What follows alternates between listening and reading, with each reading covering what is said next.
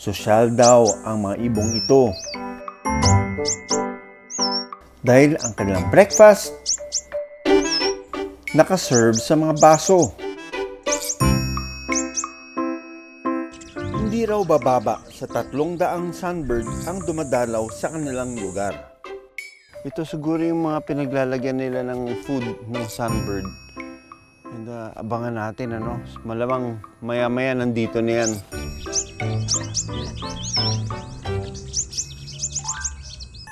Ina nangyari sa kanding ko. Nalapa sa nahuyan ho. Ang mga alaga sa bukid, walang awang inatake. Ang hinihinalang salarin, isang grupo umano ng aswang na nag-aanyong aso. Yung mga namatay na mga kambing ko, ito pa nga ang tali nila. Talagang dito yung tama.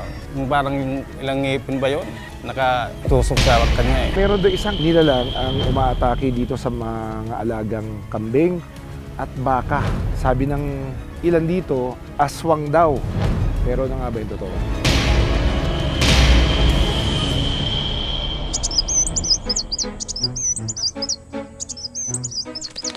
Pagsapit ng umaga, isa-isa nang nagsisilabasan ang makukulay na ibon para mag-almusal.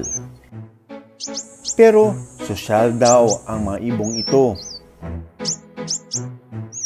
dahil ang kanilang breakfast nakaserve sa mga baso.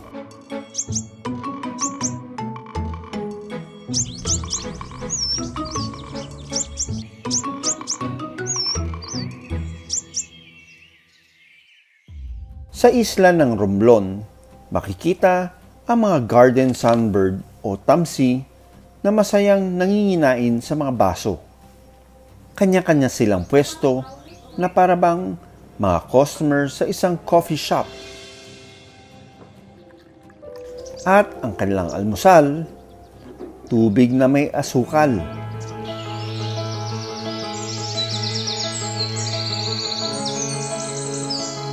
Finally, nakarating na rin dito sa Sunbird Ridge Coffee Shop. And matagal ko nang gustong puntahan to, no?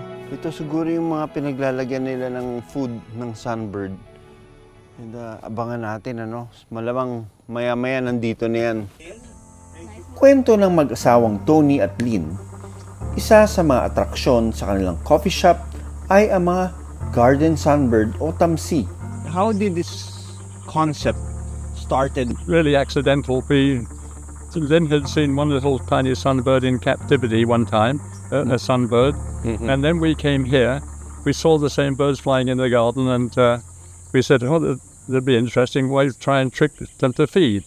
Isang wildlife conservationist si Tony. Siya ang nagdala ng mga hayop mula Africa papuntang Palawan para itatag ang isang wildlife sanctuary sa isla noong 1970s. Nang manirahan na ang mag-asawa sa Romblon, nakakita raw sila ng 4 na garden sunbird sa lugar. Naisipan nilang tulungan ang mga ibon sa kanilang lugar sa pamamagitan ng supplemental feeding o pagpapakain ng tubig na may asukal. Dahil matamis din ito gaya ng nectar, madaling naakit ang mga ibon. So we set up a little system for it, and we got the sunbirds feeding in a little canister full of honey. And from there it developed very, very quickly because birds always watch each other. Sa 18 taon na supplemental feeding nila para sa mga ibon, hindi raw bababa sa 300 sunbird ang dumadalaw sa kanilang lugar. It was a long process to get the birds comfortable and come here and Yes, it took time, but slowly over the years, of course, every bird flying past will spot the sunbirds and come down to take a look. Tinatanggal nila ang mga bottle feeders tuwing napapansin nilang dumedepende na ang mga garden sunbird. What is your explanation for feeding these birds, the wild birds? To do this, what we're doing is supplementing the food. We're not trying to keep the birds here. They don't live to eat honey all the time. And we supplement their food during very hot periods when there are no flies or little insects they can capture. And now you'll find sunbirds everywhere on this island. Sa isla ng Romblon, Kapansin-pansin ang garden sunbird na ito na sumisipsip ng nectar o matamis na katas ng bulaklak. Pilit nitong inaabot ang bulaklak para makakain. Pero ang iba niyang kasamahan, sa halip na mahirapan, nanginginain na lang sa mga basong may lamang tubig at asukal. Ayon kay Lynn, nakakaubos daw ng 8 litro ng tubig na may asukal kada araw ang mga ibon sa kanilang coffee shop. Actually, 1 hour or sometimes 45 minutes. But this time, they are not so many. Kasi katapos lang sila ng breeding. So they are all in the wild. Ang maliliit at makukulay na mga garden sunbird ay endemic sa Pilipinas maliban lang sa isla ng Palawan.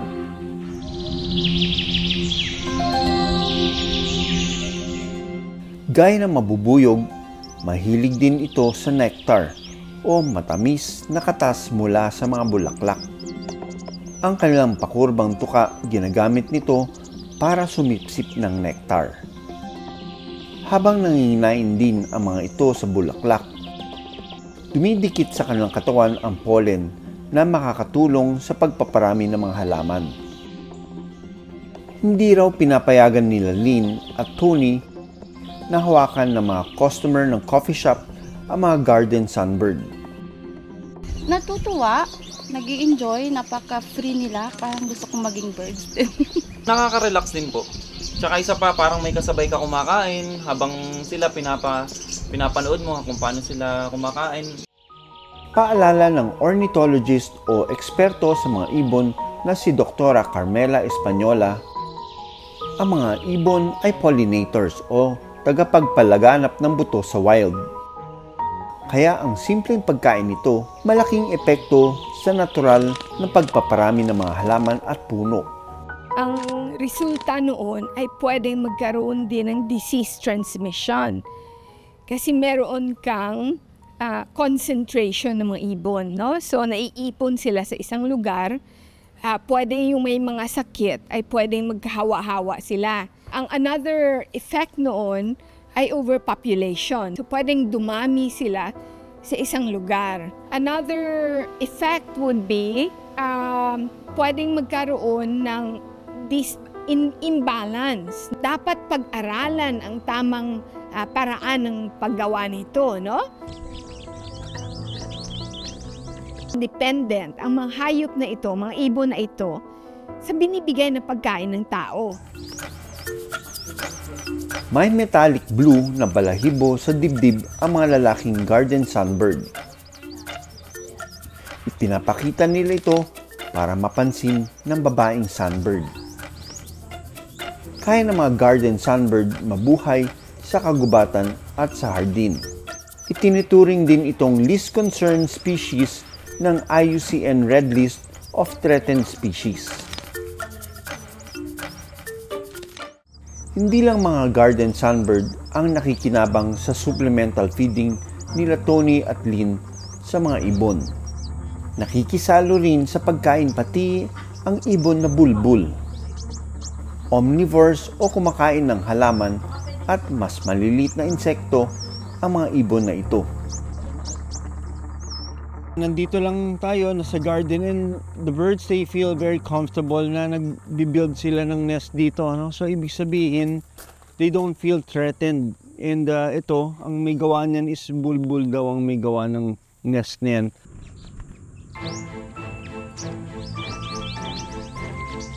If you have a garden like this, tapos sa umaga, paggising mo, dito ka lang, and papanoorin mo yung mga ibon na nanginginain dyan.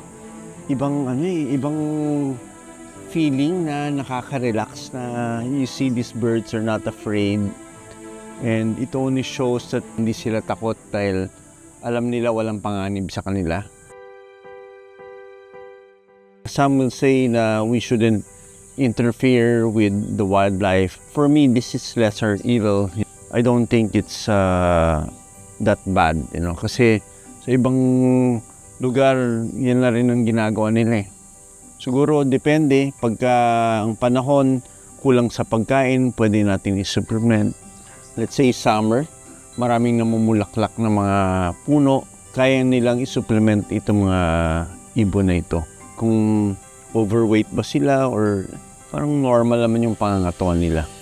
Para mas dumami pa ang pagkain ng mga ibon, nagtatanim din sila sa kanilang bakuran ng mga halaman.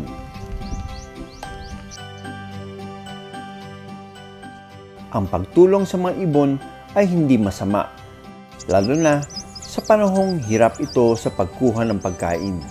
Pero mas mainam pa rin na magtanim ng mga halaman at hayaan na natural itong maghanap at kumain ng nectar para magampanan ng mga ibon ang kanilang tungkulin sa kapaligiran. Totoo talaga pala may nanlalapa. 5 kambing, Nalapa naman kan mga pangayam na saro. 5 manok, at 1 baka. Ang mga alaga sa bukid, walang awang inatake. At patay na nang matagpuan sa Bakay, Albay. Ang hinihinalang salarin, isang grupo umano ng aswang na nag-aanyong aso. Yung mga namatay na mga kambing ko, ito pa nga ang tali nila. Talagang dito yung tama. Yung parang yung ilang ngipin ba yun? Nakatusok sa kanya eh.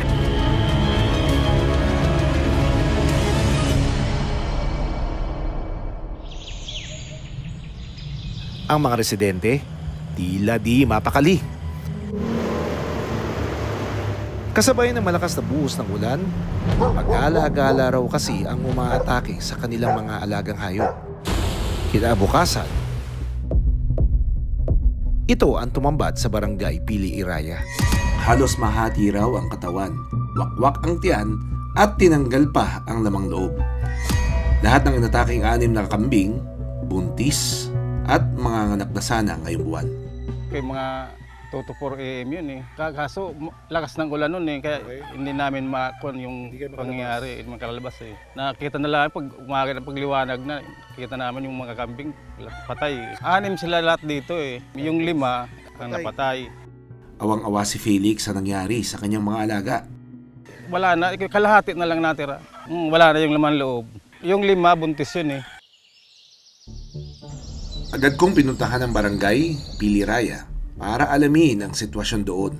Isang residente ng Bakakay ang nag-post na meron doon isang nilalang ang umaatake dito sa mga alagang kambing at baka. Sabi ng ilan dito, aswang daw. Pero ano nga ba yung totoo?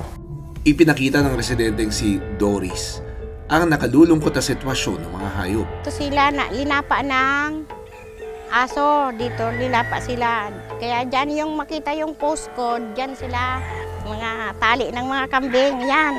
Ang pag-atake nasundan pa raw sa kabilang sityo. Baka nakatulong sa bukid, natagpo ang patay. Butas daw ang tiyan at halos lumabas din ang laman loob nito. Enero ngayong taon, nagsimula raw umatake ang naturang grupo. Ayon kay Kapitan Nympha Baliza.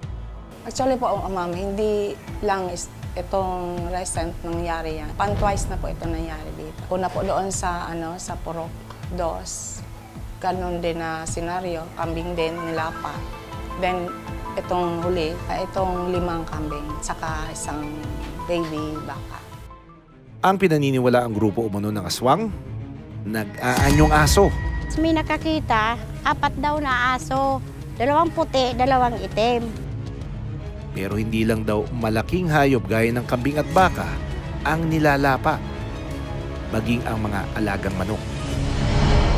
Sa masukal at madamong tirahan ng mga kambing, gubat na itong paligid, dito sa kanila malinis.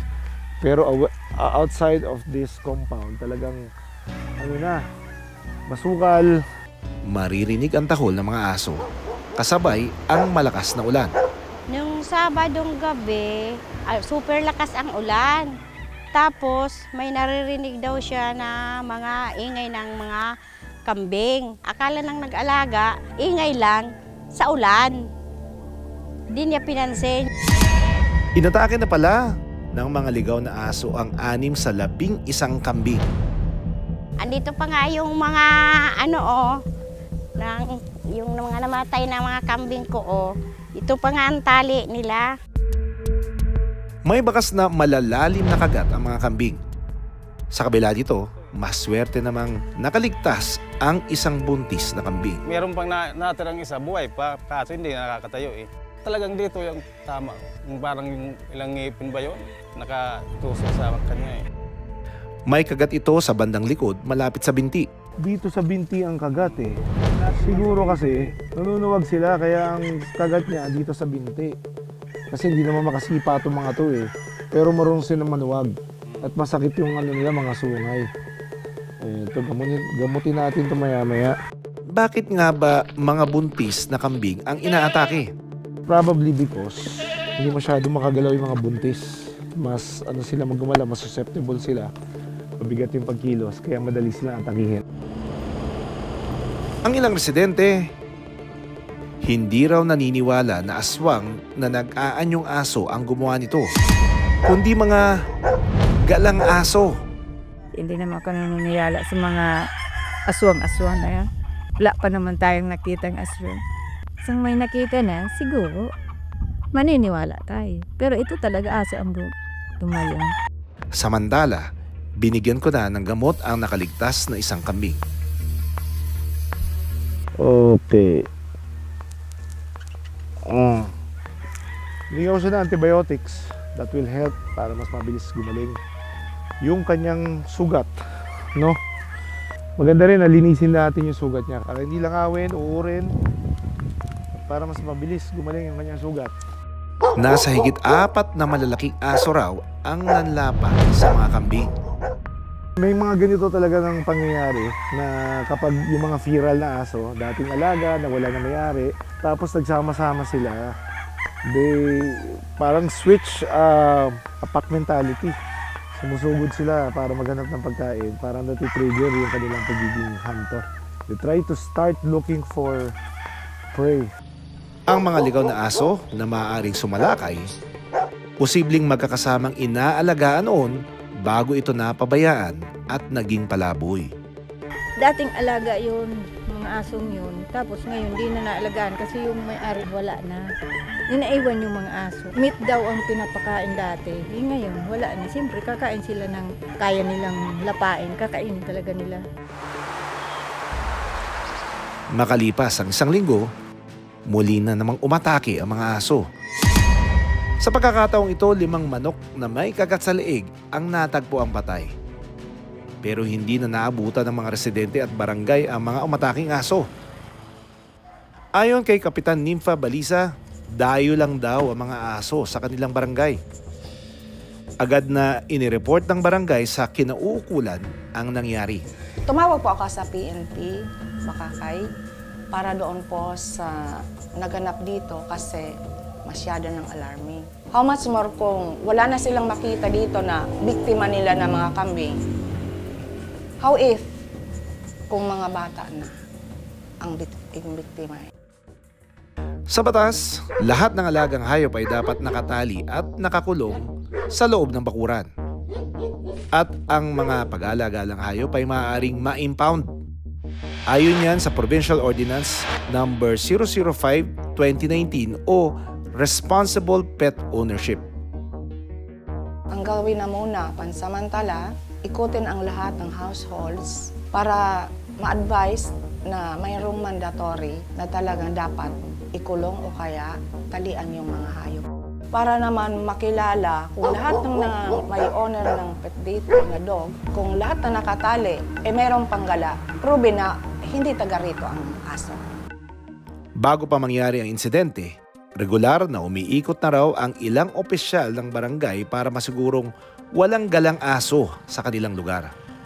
Pag-implement ng ordinansa, every Sunday, nanguhuli po kami ng mga gala. Then ini-impound namin dyan. May pinagawa po ako dyan na kulungan. After 3 days, isinusurrender ko po doon sa Department of Agriculture. Gaano man kahigpit ang pagsunod sa batas at pagbabantay ng mga residente, hanggang ngayon, hindi pa raw nahuhuli ang mga salarin na aso. Ang perwisyong dulot ng mga asong ligaw ay patunay na resulta ng pagpapabaya sa mga dating alaga. Naway magsilbing aral ito para maging responsable tayo sa mga alaga natin. Maraming salamat sa panonood ng Born to be Wild. Para sa iba pang kwento tungkol sa ating kalikasan, mag-subscribe na sa GMA Public Affairs YouTube channel.